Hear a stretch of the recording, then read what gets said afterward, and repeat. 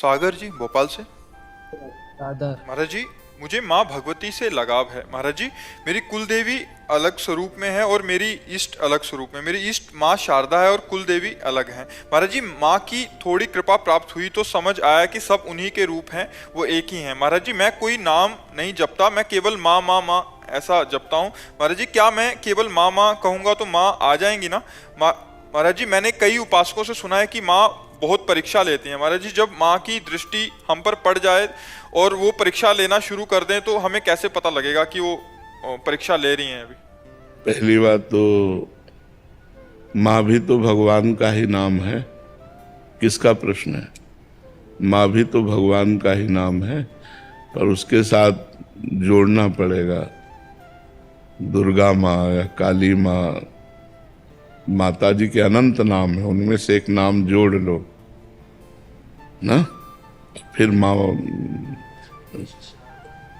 बस माँ शारदा माँ शारदा माँ शारदा माँ नाम जप करो, ऐसे उनका चिंतन करो, उनका ध्यान करते रहो।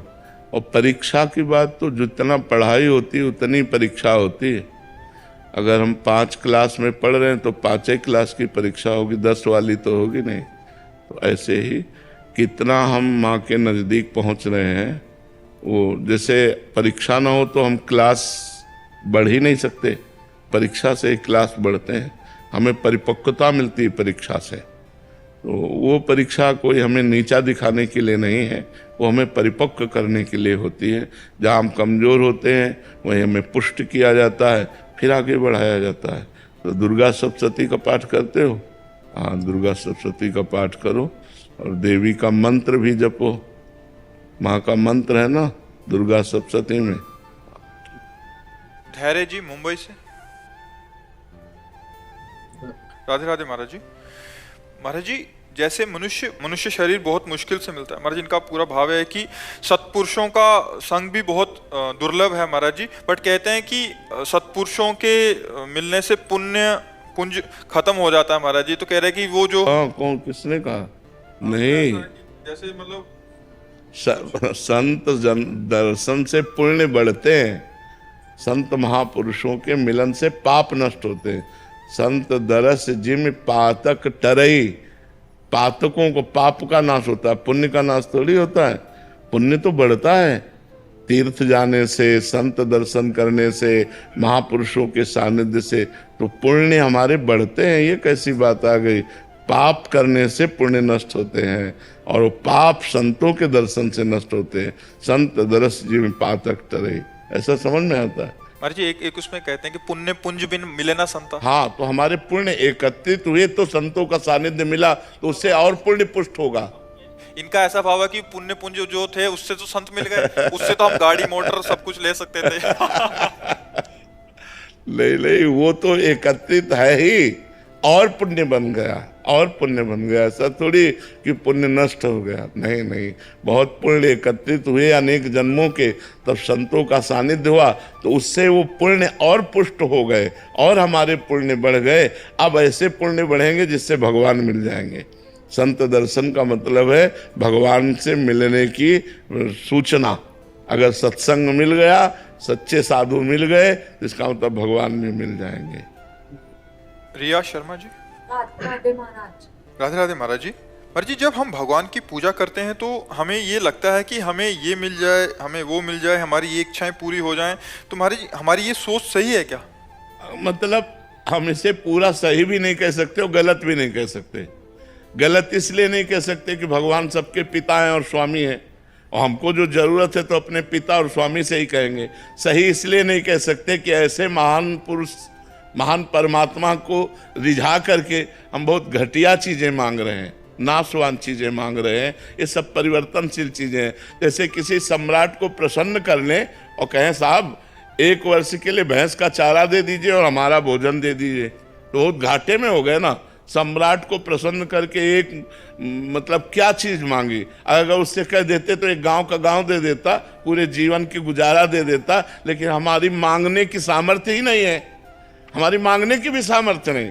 ऐसे हमारी हिम्मत नहीं कि भगवान आप चाहिए, मुझे आपके द्वारा रचित माया की सामग्री नहीं चाहिए, आप चाहिए। चतुरता तो यही है। और जब आप मिल गए तो आपकी माया तो मिल ही गई, वो जाएगी कहाँ? और ये सब नाशवान है। जब शरीर छूटेगा तो सब ये छूट जाएंगे।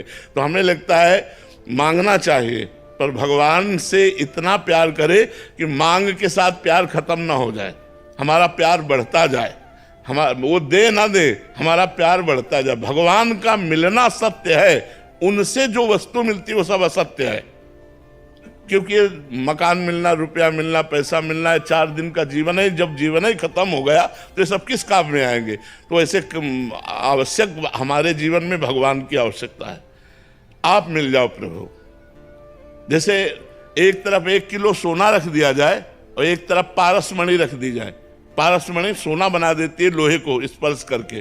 तो बुद्धिमान आदमी कौन है? जो पारसमणि ले, सोना नहीं। क्योंकि वो तो 1 ही किलो सोना है और वो तो कुंतलों बना सकता है, टनों बना सकता है, क्योंकि उसके पास पारसमणि है। तो एक तरफ जगत है और एक तरफ जगदीश है। बुद्धिमान कौन है? जो जगदीश को पकड़े, जो जगदीश को पकड़े। हाँ, जो जगदीश को पकड़े, क्योंकि जगत तो उसी का है। जब जगदीश मिल गए तो जगत तो मिल ही जाएगा, और जगत मिल गया और जगदीश ले मिले तो ये टिकेगा नहीं। यहाँ जो भी वो टिकाऊ नहीं है, सब परिवर्तनशील है, सब नाशवान है। विनीता गोयल जी, गाजियाबाद से।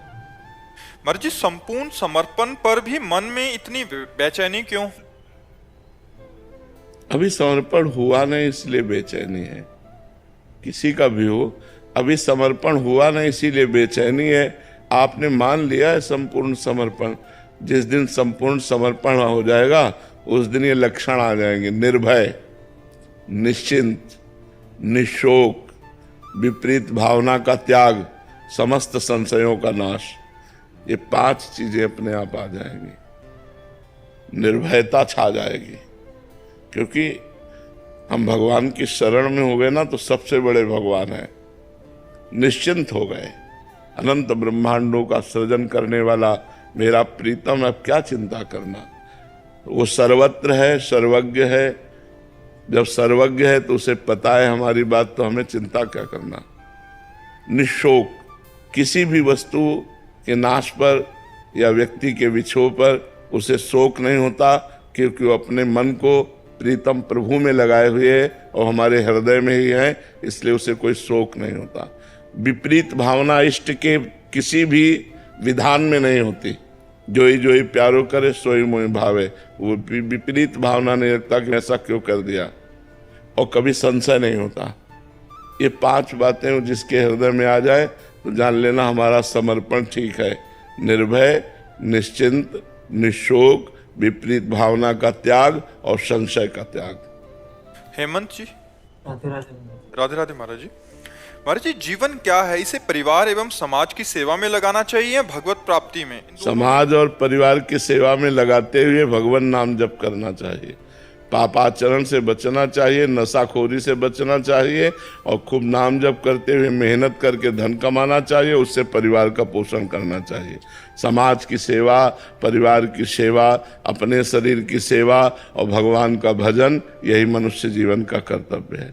अगर ये नहीं है तो फिर क्या है? सुअर कुत्ता भी तो अपना पेट भर लेते हैं, सुअर कुत्ता भी तो बच्चा पैदा करते हैं, वो भी सोते खाते पीते हैं ही।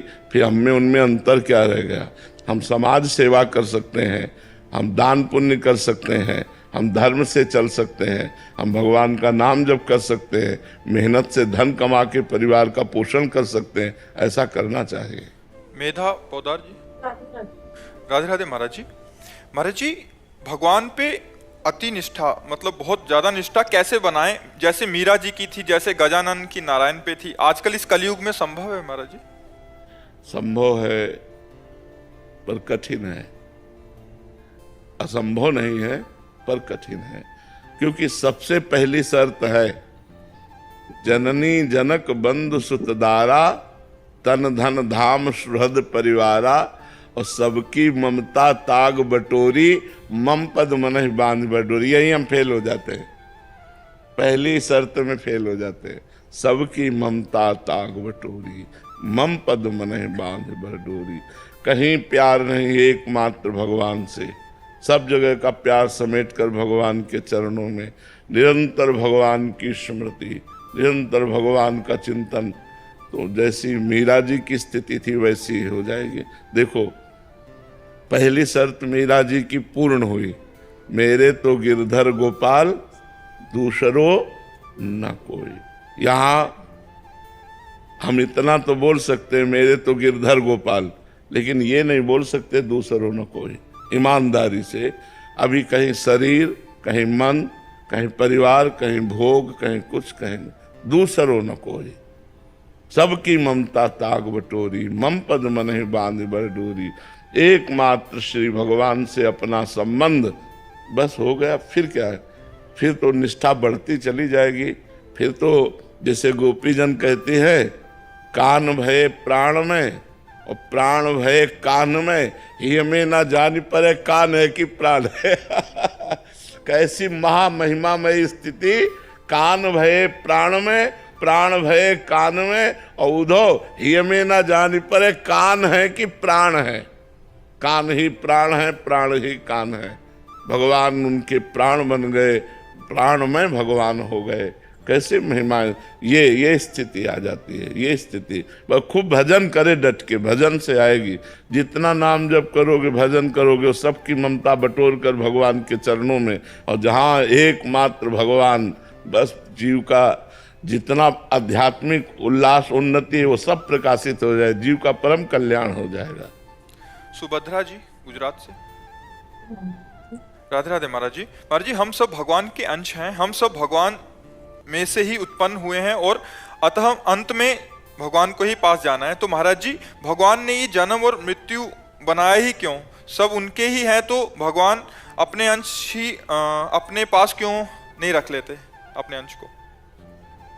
भगवान अपनी गोद में लिए हैं बच्चा। भगवान तुम्हारे हृदय में बैठे हैं और तुम और भगवान दो नहीं हो। बस यही अज्ञान तो हटाना है। अज्ञान हटा, सब समझ में आ जाएगा। ये क्यों जब तक रहता है तब तक अनुभव में नहीं आता है। भगवान अपने आप से अपने आप में खेल रहे हैं। एक वो हम बहुत श्यामा, वो परमात्मा एक ही बहुत रूपों में खेल रहा है। आप क्या समझते हैं? आप कौन है? आप स्त्री हैं। स्त्री तो ढांचा है। आप कभी अपने जीवन में देखिए कि आप कौन है।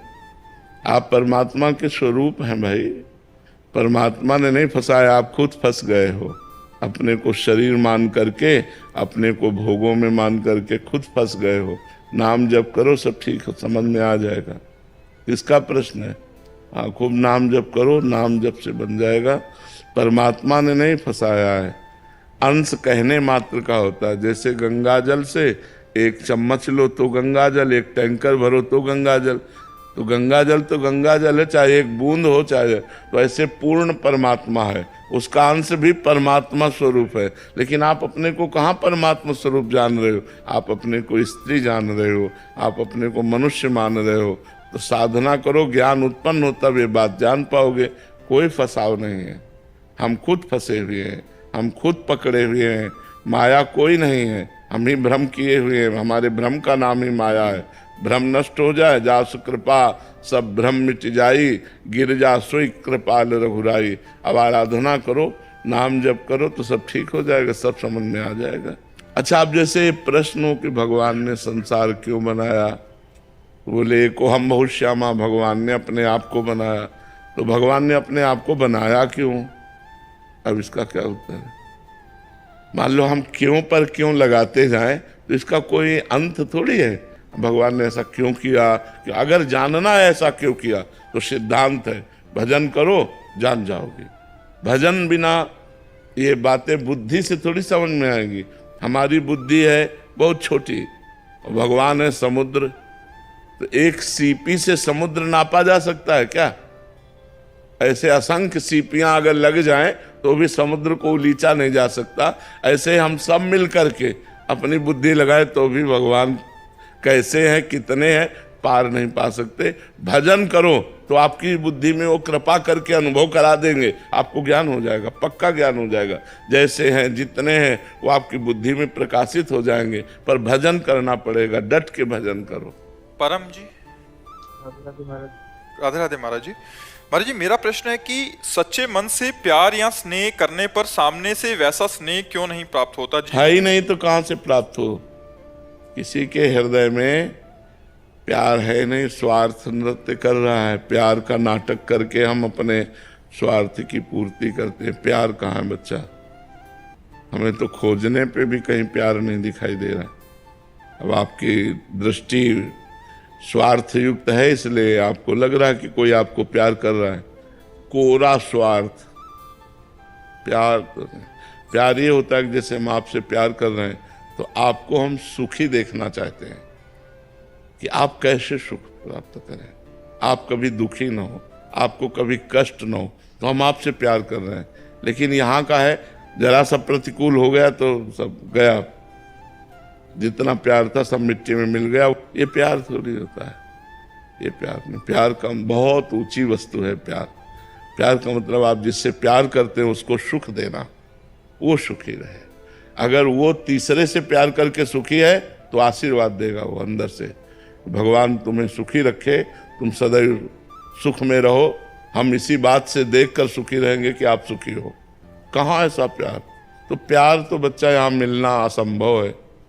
सबको पूरा जीवन हो जाता है, एक खालीपन बना रहता है कि हमें कहीं प्यार नहीं मिला। तो सच्चा प्यार कहाँ मिलेगा? भगवान के चरणों में, सिर्फ भगवान के चरणों में। जो भगवान से प्यार किए वही तृप्त हो गए। देखो केवट भगवान के चरणों को पखार रहा है। अति आनंद उमग अनुरागा चरण सरोज पखार न लाग। भगवान फिर बाद में उसको अंगूठी देते हैं सीता जी की, तो कह रहा अब कछुनाथ न चाहिए मुझे, अब हमें नहीं चाहिए, मिल गया, आपके चरण मिल गए, अब मुझे कुछ नहीं चाहिए। तो सच्चा प्यार तो भगवान करते हैं। देखो भगवान ऐसे हैं कि बहुत बड़ी गलती हो जाए तो भी भगवान आपका साथ देंगे, वो आपको छोड़ेंगे नहीं। यहाँ संसार में गुणवानों से प्यार होता है, दोष वालों को प्यार कौन करता है? दोष वालों को। भगवान पतित और दोषों को प्यार करने वाले। अगर पतित भी है, दोषी भी है, तो भी भगवान उसे प्यार करते हैं। कोई भगवान से प्यार करके तो देखे। पर भगवान से प्यार होता इसलिए नहीं कि वो प्रगट में दिखाई नहीं देते। अच्छा, मूर्ति रूप से हैं तो हमसे बोलते नहीं, कुछ अंदर हम जो चाह कर रहे हैं, बाहर से हमको कुछ थोड़ा सा तो संकेत मिले कि हम आपको प्यार कर रहे हैं, आप भी हमें प्यार कर रहे हो। लेकिन बाहर से संकेत मिलना नहीं काफ़ी समय तक। जब आप लंबे समय तक प्यार करेंगे तो आपको हृदय में संकेत मिलने लगेंगे कि भगवान आपको प्यार करते हैं। आपको प्रमाण मिलता जाएगा, प्रमाण मिलेगा कि भगवान प्यार कर रहे हैं। पर है कठिन, क्योंकि वो दिखाई नहीं देते ना, और उनके सिवा कोई प्यार करने वाला है नहीं। पक्का ये तो 100% हम आपको कह रहे हैं। कहीं भी कहोगे बाद में दुख ही मिलेगा, बाद में पछतावा मिलेगा, धोखा मिलेगा। सच्चा